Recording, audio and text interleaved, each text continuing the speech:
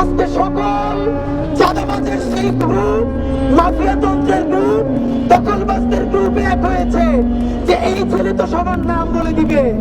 শোনেন, আল্লাহ যদি বাঁচায় রাখে, যা বলেই নেই, শরীফ ওসমান হাদির দায়বদ্ধতা সেই রিকশাওয়ালার প্রতি যে আমার এইখান থেকে উঠাইয়া নিয়া ভাড়াটা নেয় না, চড়াই ধরে ভাড়া দিতে চাইলে চোখের পানি ছাইড়া দেয়। আমার দায়বদ্ধতা সেই চাওয়ালা শ্রমিকওয়ালা ভাই বোনদের প্রতি যে 50 টাকা 100 টাকা দিয়ে আজকে আমার র্যালি কইরে দেয়।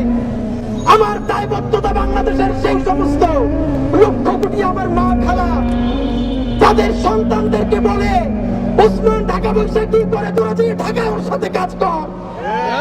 যারা আমার জন্য জমাবারে আমার যে মায়েরা রোজা রাখে, আমার যে মা খালারা রোজা রাখে, সন্তানকে আমার কাছে পাঠায়, বাড়ির 2-4 টাকা জমা আমাদের জন্য পাঠায়।